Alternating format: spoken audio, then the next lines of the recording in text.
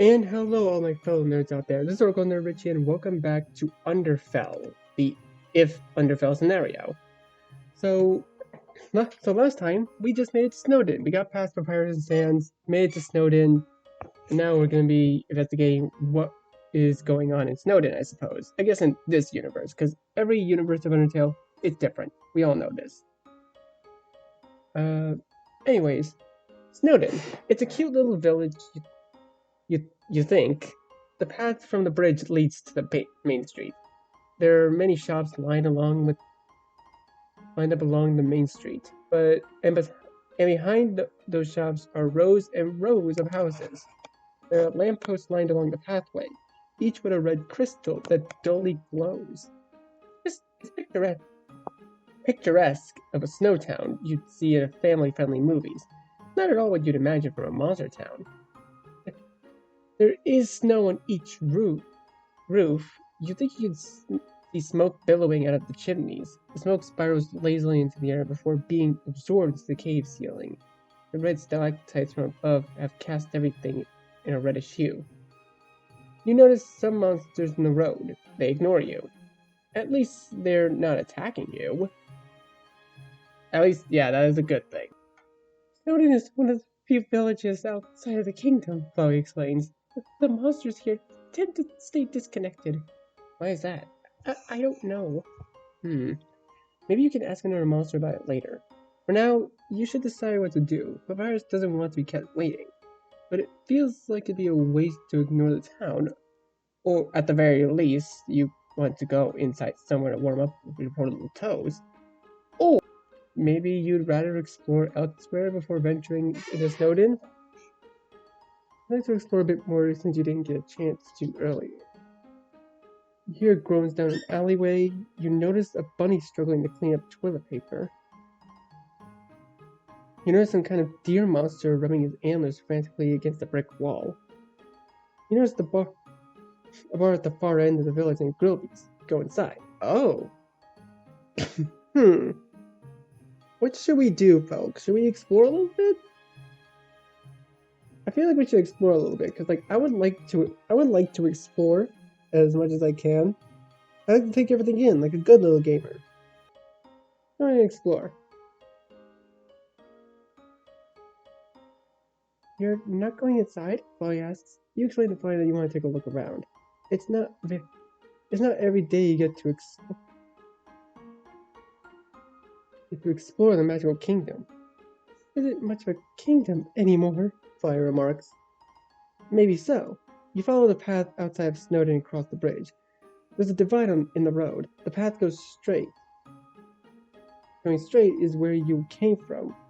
It will take you back to the ruins, but the paths on your right and left are new. Who knows where they could lead? Path on the right, path on the left.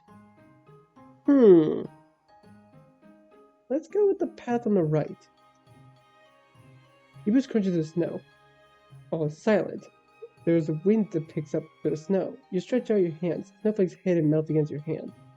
Why does the wind blow underground? You look up at the stalactites. Is it all caused in the magic? Can magic really do so much? You don't have any other explanation. The whole ecosystem seems dependent on magic. Humans rely on magic as well, but not to this extent. The wind blows from gases, moving it from high pressure areas to low pressure areas.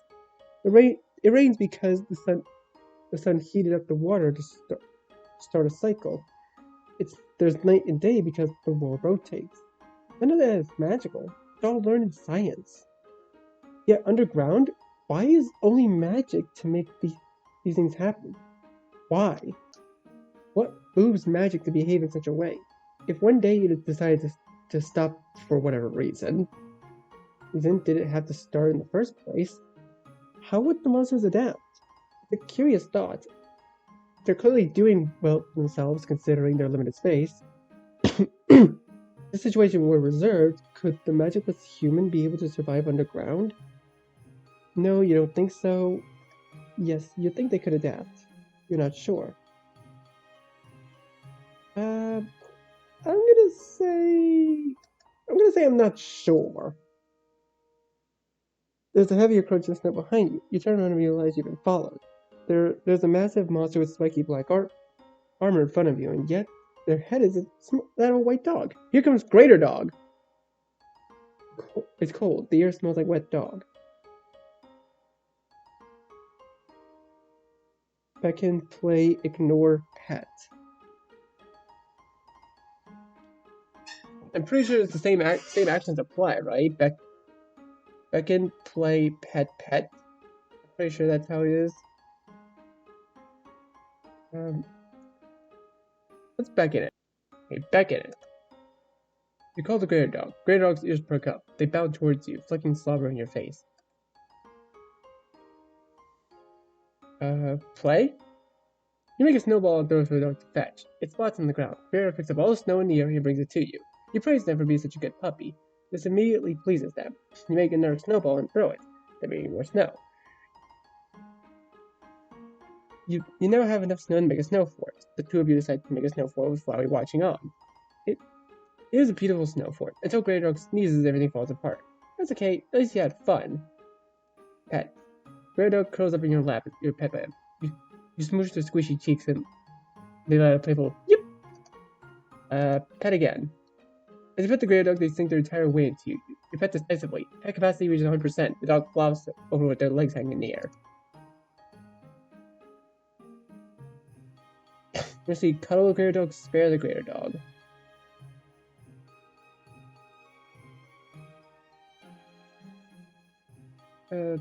Spare them.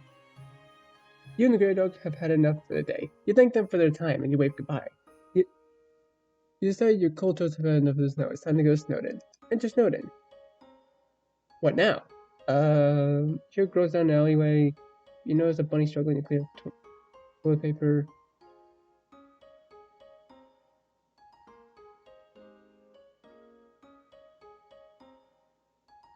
You notice a bunny struggling to clean up toilet paper.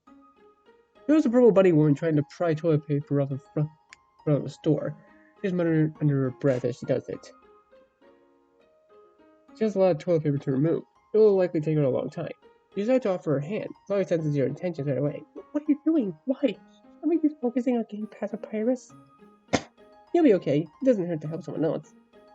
Here it does. These monsters might not be attacking you right now, but if given the chance, they will kill you. It's kill or be killed down here, you know. You are dead now, and neither are any of the monsters.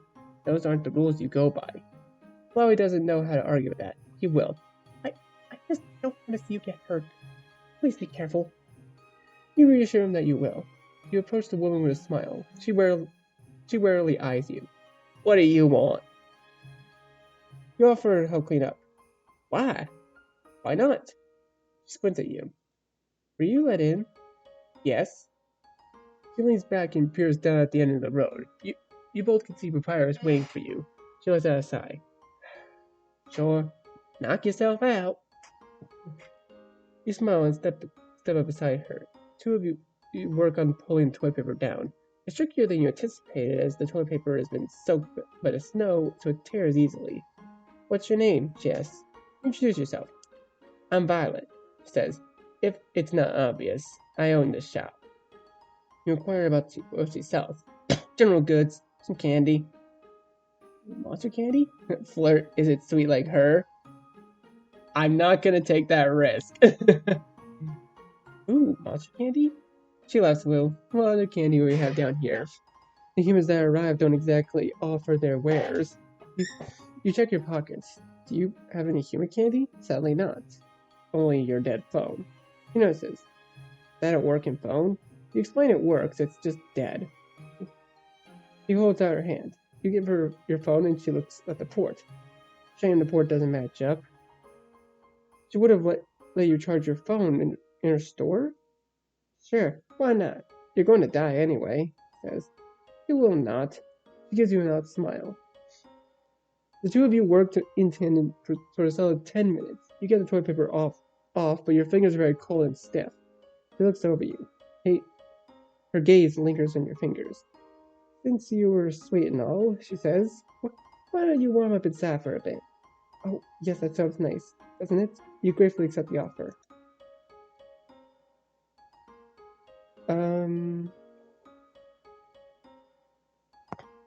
You hear groans from the alleyway. Off on the main road here is an alleyway squished between two buildings. The building to the left appears to be some kind of barn and grill bees, and a building on the right says Cinny's. You notice a lot of buildings use a Z instead of an S. Must be a monster thing. The alleyways seem to serve as side roads to connect the shopping road to the homes behind. Yeah, that makes sense. Particular alley, you hear low groans. You see a dog monster laying half buried in the snow. Kill him, said Polly. What? No. Don't you see, farmer? He's from the royal guard, Polly protests. He'll kill you as soon as he notices you. No, you're not going to kill anyone. Richie, you gently pat Flowey. It'll be okay. You approach the monster. His black and white fur and wears a spiked collar. Oh, I know this one. You bend down and gently shake the monster. He lets out a low groan. You ask the monster if he needs help. Help? I don't. The monster slurs his words, then hiccups. He struggles to move and only ends up flailing in the snow. Yes. Yes. Thankfully, the dog monster is very lightweight. You move the backpack face front, and then you hoist the dog into your back. He weighs less than a standard bicycle, which surprises you, as he is an average height. He hiccups in your ears. Gross, he's drunk! Dog complains. Oh, he hiccups again, vaguely points off to the right. With much effort, his added weight makes you sink further into the snow. With each step, you manage to carry him to his home. He fumbles with his keys before opening the door. You take him inside, place him on the couch. Give him a good pat because he's a very good boy. All dogs are good boys. You tell him he's a very good boy. His tail wags. Then take your leave, satisfied with what you've done. You notice a deer monster rubbing his antlers frankly against the brick wall. Inside of one of the shops. You approach the deer and hear him cursing. But fucking brats! Oh no. You ask the deer monster if he needs help. He whirls around. You notice the body of a reindeer with the mouth that opens sideways. And has many sharp teeth. His antler...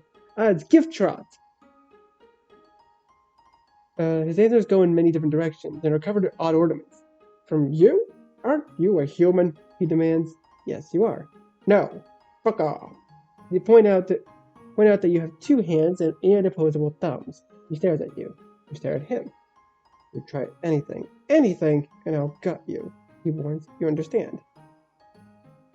You have rulers and try something. Nope, not gonna try something. Remove the ornaments.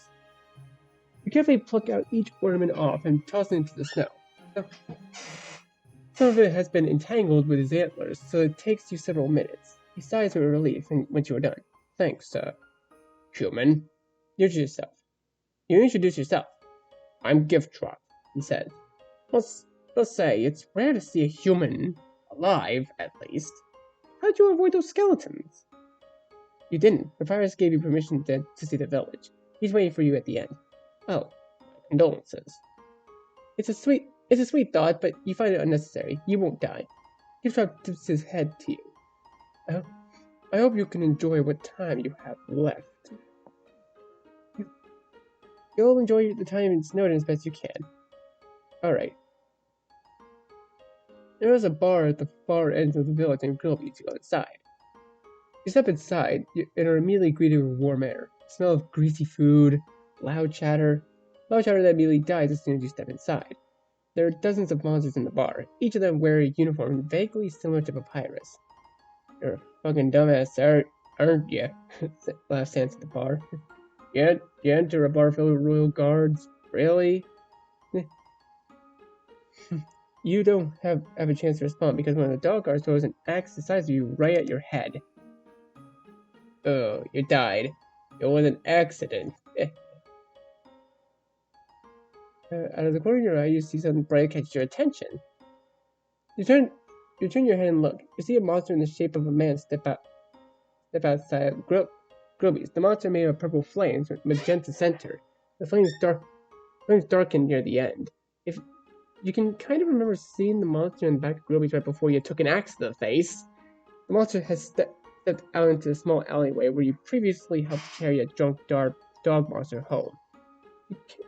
You can have a better look at him now. He's wearing black suit pants and dark jacket with white furred hood lining. It looks similar to Sans's. It looks like he's searching for something. If judging by the way his head swivels left and right as an indication. You start to walk over to him, curious if he needs help. Please don't go near a fire monster, Flower whimpers. You reassure him the two of you will be okay. It'll be hard enough when we reach the hotlands. Flower insists. Everything will be fine. You approach the monster with a smile on your face. He turns his head to look at you. You don't see a mouth, but he does have narrow dark blue eyes. It's hard to tell if he's glaring at you or if that's how he normally looks. You offer to help. The monster looks down at you. You smile up at him.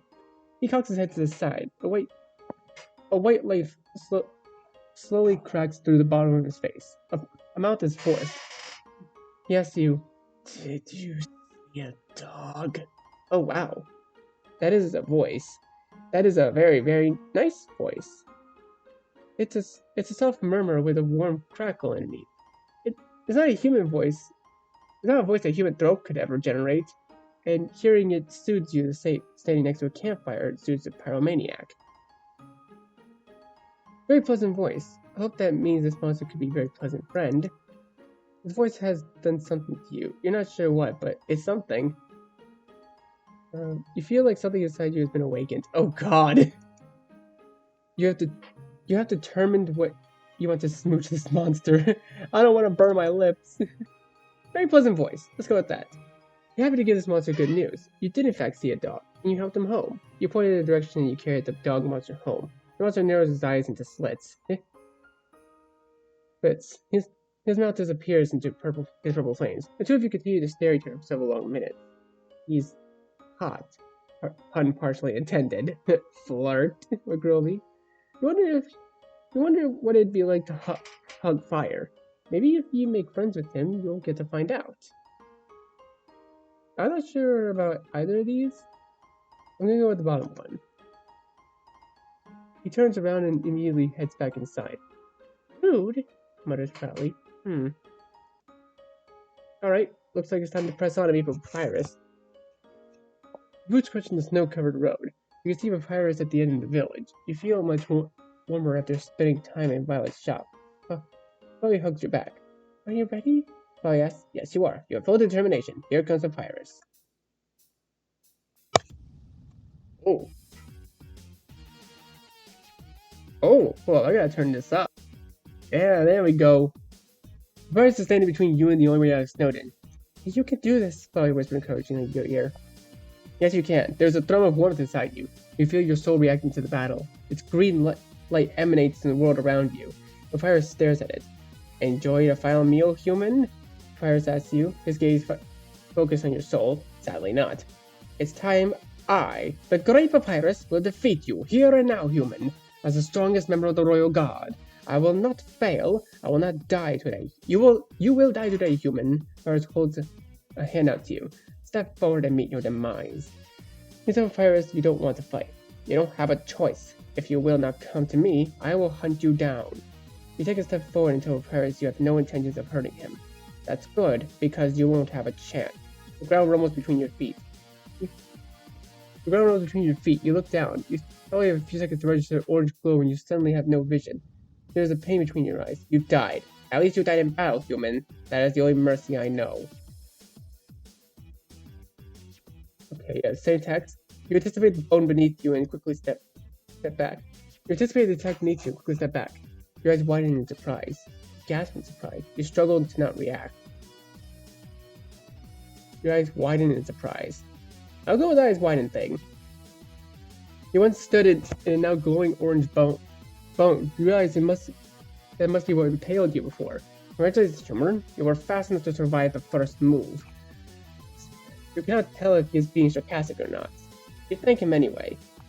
First is the tilts his head. His red pupils glow dully inside its skull, his eye sockets. Remaining polite will not get you far, human. As a member of the Royal Guard, I will have the duty to kill you. Words will not dissuade me. You tell him you don't want to fight. I can clearly see that, but you barely see something in your peripheral vision. You barely see an orange dot in peripheral vision before you feel something slammed inside your head. Your whole body goes numb and tingling, except your head. Your head is on fire. The pain is intense, so you scream out, but you cannot. Lose something, human? You have died. Damn it. Anticipate the bone. Bend backwards to avoid the next attack. Another orange bone pierces through the air where you were. You take a step, another step back. Papyrus seems to frown. Your reactions are better than I anticipated, human. I'll have to step it up. Oh dear. Sounds like you'll need to focus. You brace yourself for the oncoming attacks. The ground beneath you rumbles beneath you, and you remember from the earlier death what that means. You jump out of the way as several orange bones shoot up from the snow-covered earth. Through the corner of your eye, you see orange dots, and you were ducking without much thought. You dodged 3 more attacks, but you were smidgen too slow for an abrupt barrage. You dodged 3 more attacks. In rapid succession, you were impaled by several separate attacks. One in your leg, one in your arm, one in your gut, one in your shoulder, one in your lungs. Tearing, burning, deliberating pain fills you. Your mouth fills with blood, and you drown in your own fluids. You choke and die. I don't want to do this, human. Why did you come? Alright. Do this again. Barrage? You roll forward to avoid the barrage. It's fair to get thoughtless to avoid the barrage. Fortunately, you're panicked to not die painfully again. You put too much effort into that roll. Died again! Ugh! How many times do I have to loop? Oh. You roll forward to avoid the barrage and pop back up before hit the next attack. You're popped up back up in front of Papyrus. You offer him a small smile. You say you don't want to fight. Papyrus steps back from you, his hands clenched into fists. It doesn't matter, human. I have to do this. It is a world, it's kill or be killed. You disagree. You tell him that you don't have to fight. Ha, he scoffs. Tell him neither of you have to fight. And what would you suggest? Papyrus snaps at you. I let you go, and what? And you die anyway? You will not. Oh well, you won't stay dead. You offer him a smile. You won't die, and neither will any monster. You don't want to hurt anyone, and you don't think Papyrus feels the same. And you think Papyrus feels the same. You want to show him mercy, and you ask that he does the same to you. Absurd! Me? Show him human mercy? Papyrus throws back his head and laughs. It feels forced. I am the great Papyrus. I have the highest count human. Do you understand what that means? It means I have captured and killed more humans than any other royal guard. It's all I do. It's all I can ever do. You disagree. You remind him about his puzzles. Puzzles to trap and kill humans. Regardless of his intentions, they were nice puzzles. They have similar things on the surface, minus the lethality. He shakes his head fiercely. Stop trying to dissuade me, human. You will die. If not by me, by someone else. He won't die. He doesn't have to fight you. He hesitates. Why are you trying so hard, human? You want to be his friend. I do not understand. I tried to kill you, repeatedly. You don't even seem angry. Papyrus shifts his weight uneasily. It's hard to read his expression, but you get the distinct feeling he's uncomfortable. Remorseful, even. You remind him that you are alive now. But do you not think I am capable of it, human? No, you're quite sure he could kill you. However, you also think he could not kill you, too. You think you two could be friends, really good friends. You give him a smile and hold out your hand. You would like to be his friend if he would accept it. Papyrus stares at your hand for several seconds. His hands are clenched into fists. You keep your hand out, partially waiting. His voice is slow and he asks, "Why? You think he's great?" Papyrus carefully considers your words. I am very well, human. I will give you a chance. Stay alive, and I will let you call yourself a friend. If of the Great Papyrus. Be grateful, human, that I'm sparing you. For now. You give Papyrus a hug. He stiffens immediately at your contact. It takes him a solid 10 seconds of processing of what you had done before he starts to awkwardly pat your back. Human, are you broken? You tell him that this is what friends do. I see. Papyrus hesitantly hugs you back. Yay, you did it! You survived Snowdin and made a friend. Is this normal? Papyrus asks Flowey while he hugs you. Yeah, says Flowey. Strange. Yeah, agrees Flowey. It's time to leave Snowdin. Oh, end of Snowdin. You've died 17 times. You could have died less, but that's okay. Maybe the next area will be kinder. You're on the friendship route. That's so wonderful. You enter a narrow cavern. Oh, the waterfall music. I actually really like to chill to this music. It's super nice. It's narrower than any of the previous areas. The walls are smooth to the touch, and embedded in them are red crystals that faintly glow. They look identical to the stalactites that hung in Snowdin, to the larger crystals that fueled the bridge. You can only conclude that these red crystals glow exclusively in Mount Ebot. Yet you had heard about magical crystals before, crystals that can retain magic, but they are very rare on the surface. Any cave or mining operation that finds magical crystals is exponentially more valuable than finding untapped diamonds or oil. You are not a wizard or a magic user, so you have not been trained in magic, but what you know is basic secondhand knowledge. The Great War has started over magic crystals, with magic users on the decline. Finding charged magic crystals became a top priority for many governments. You reach out and touch the crystals. You've already seen more magical crystals down here than most humans in your generation would see in their entire life. Hell, you've already seen. Heck, oh, we choose how we swear. Biscuits. Shit. Shoot. Gosh. Golly. I'm just gonna go with hell. Hell, you've already seen more magic than most humans would see in their entire lifetime.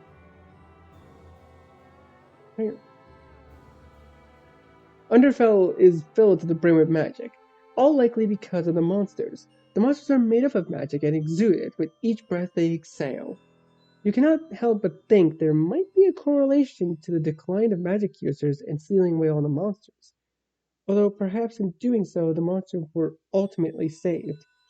When the monsters were sealed centuries ago, humanity had turned against each other. There were many smaller wars that resulted in countries cannibalizing each other. The fuck? Each battle, each victory and loss left a scar on humanity as a whole. The Great War was the final toll to push humanity to the brink of near extinction. It was a dangerous time. The peace that existed now was one painfully achieved. The handful of countries that remain are so tightly knit together they practically operate as one country. Everyone speaks the same language. Everyone uses the same currency. Everyone has to obey the same laws. To be honest, you're not sure what differentiates the countries anymore outside an address who supports what sports team. Humanity is at a place where you are certain they would warmly welcome the monsters if the monsters hadn't been sealed. Perhaps they would have been the focus on the wars. Were they sealed because of that? The wizards of long past? Did they foresee humanity's potential for cruelty and thought to spare the monsters? You'd like to believe that. As has become the standard for your journey, things fall silent aside from your footsteps. It's nice that the crystals provide enough light to see your way forward. Your phone is still dead and you have no other option. You tuck down your striped sweater so more comfortably covers your butt. Striped sweaters aren't your thing, but at least this one's been holding up well. Hey, Richie? You cock your head to show you were listening as you continue to walk. How did you fall? Ah, that's right. This all began because you fell. You didn't mean to. Although it wasn't an accident, I'm kind of glad you fell. Since I've been with you, I haven't felt so um I feel better. I, I feel better. So thank you for falling. You give Flowey a big smile and you tell him you're happy to. You notice a big red flower. You're finally leaving a narrow cavern at the end. And at the end, there's a large red flower. It goes up to your waist, and the petals as large as your face. At the center of the flower, it is glistening starlight white. What a pretty flower! Although you notice there's a lot of things red down here. You look at your striped sweater. It's black with 2 black stripes, 2 white stripes, blue stripes, green stripes. You know I'm gonna go for green stripes. And Underfell is sort of a black and red scheme anyways. Because like if I went red, that would be a bit too, how do you say, obvious, I guess? Yeah, because like red stripes, a black sweater with red stripes is sort of Frisk's usual look in any of the of the Underfell versions I've seen. So I'm just gonna go with green stripes. You reach out a hand to touch the flower. The flower bothers you to touch. Ooh! You stare at the flower, uncertain if you heard a voice in the flower. Chloe senses your confusion. He explains. It's an echo flower. They remember the last conversation when someone touches it. Oh, magic sure is fascinating. You imagine how delightful the humans on the surface would be to encounter such a thing. You cannot help your smile as you admire the pretty flower. You step around the flower and your boots sink into something squishy and wet. It feels like you are now walking on a soaked sponge. You look down and see red-tinted sludge. We're in the marshlands now, Flowey says. I haven't been here very often. To be honest, I don't remember why I stopped coming here. Do a lot of monsters live here? No, no monsters live here, I think. Once we go through here, we should reach Hotlands, which connects to the city. Most monsters live in the city. Snowdin is one of the rare exceptions. You suppose that makes sense. They're in a limited space. They don't have much room to expand without breaking the barrier. Again, you're back to that thought. Why is the barrier still standing? Do the monsters want to stay underground? That's the only explanation you can think of with all the magic you've seen, and you feel confident to say the monsters could destroy an old barrier with a little fuss. The only reason the barrier is standing is because the monsters wanted to stay up. They want to stay underground. You know they aren't fond of their hostility of humans. Their hostility to you is plain, but is that enough reason to trap themselves? Why, while the underground is beautiful, it must be stifling. There is no real wind here. The air is stagnant. There is no sunlight, and the atmosphere is cold and disquiet. There is no freedom. Everyone and everything is restricted. It's beautiful and vibrantly red, but the limitations must get old. You take another look at your sweater. You run your hands down your sweater. It feels soft with durable texture.